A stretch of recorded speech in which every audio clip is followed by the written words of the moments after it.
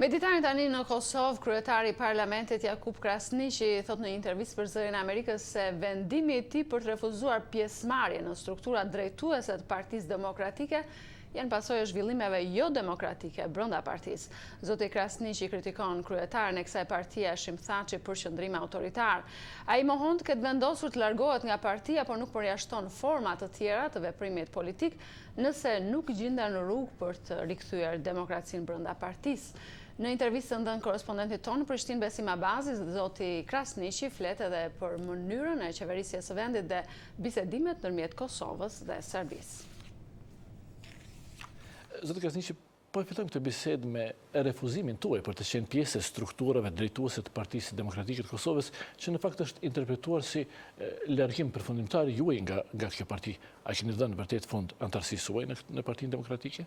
Nuk po ta merra vendimin që për të dhënë fund qeniestime dhe antari i Partisë Demokratike, do ta thoja, por unë kam tërheq një vërejtje dhe kjo nuk është e rastit, as e kohës së re, por ka kohë që kam kërkuar që në kuadër të Partisë Demokratike të zhvillohet një debat demokratik dhe në fundit edhe në Partinë Demokratike të respektohen procedura demokratike për cilat jemi marrë vesh, dhe ato procedura demokratike për cilat jemi marrë vesh as statuti i Partisë Demokratike dhe as programi i Partisë Demokratike.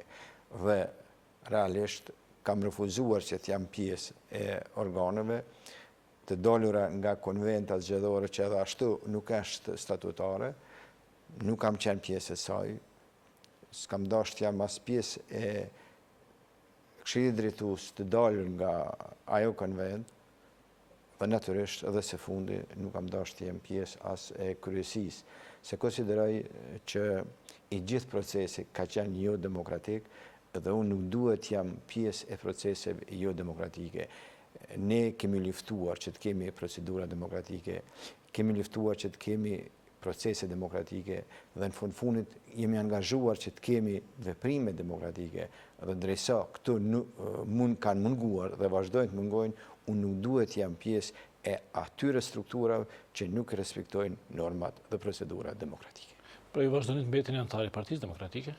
Unë këtë e kam thënë dhe unë jam duke biseduar me njerëz brenda Partisë Demokratike për të gjetur një rrugë dhe një mënyrë për të rikthyer proceset dhe demokracinë dhe debatin demokratik në Partinë Demokratike.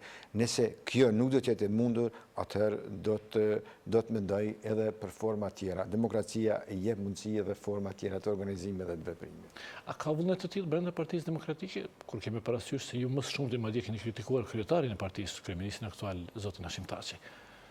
Po shikoni, realisht problemi kryesor i ngulfatjes së demokracisë, proceset demokratike dhe procedura demokratike dhe dokumentave të Partisë Demokratike është kryetari i cili dëshiron që në mënyrë autoritare të vendosë për gjithçka.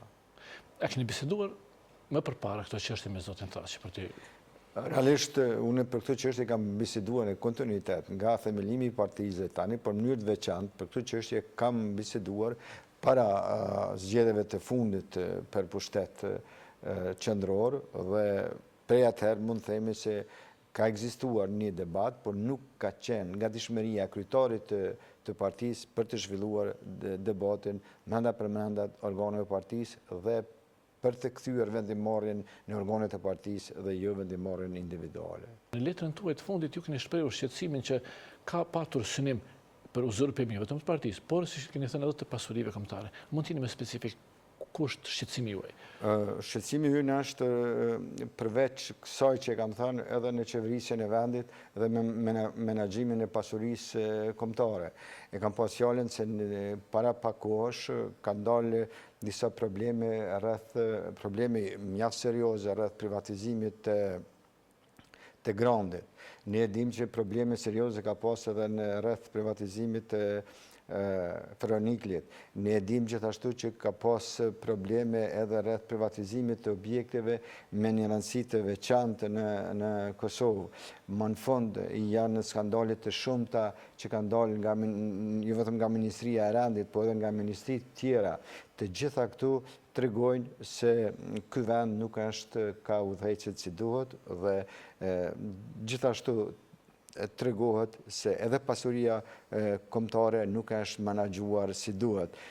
Kur e tham këtë, e kam parasysh edhe një fakt, vetëm po të shikohen njerëzit, kualiteti i tyre, shkalla e përgjegjësisë e tyre, shkalla e eksperiencës e tyre, shkalla e përgjegjësisë dhe angazhimit të tyre në institucionet të një rëndësie të veçantë për Kosovën, tregon se diçka me politikën tonë nuk është në rregull.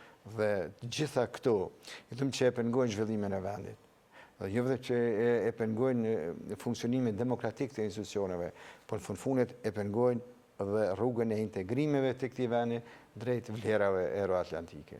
Rruga e integrimit të Kosovës ndërlidhet edhe me një proces tjetër në cilin ndodhet Kosova aktualisht, ajo është procesi bisedimeve me Serbinë për normalizimin e marrëdhënieve ndërmjet të dy vendeve. Tashmë këto bisedime kanë hyrë në një periudhë më të ndjeshme ku diskutohet çështja e veriut të Kosovës.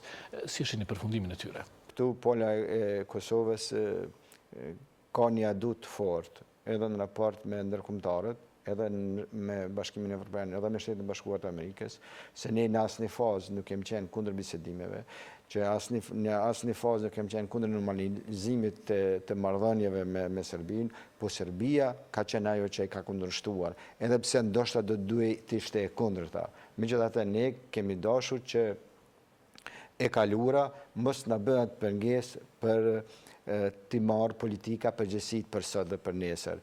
Në këtë rafsh, natyrisht, pola e Kosovës ka dokumente gjithë përfshirë të presidentit Ajsarit, që konsideroj që është një ofertë standarde, e standardit më të lartë në kontinentin tonë, për drejtat dhe lirit e komuniteteve pakicë, për drejtat dhe lirit e njerëzit dhe për drejtat e secilit komunitet, drejtat trashëgimore dhe fetare të secilit qytetar dhe secilit komunitet pakicë në Kosovë.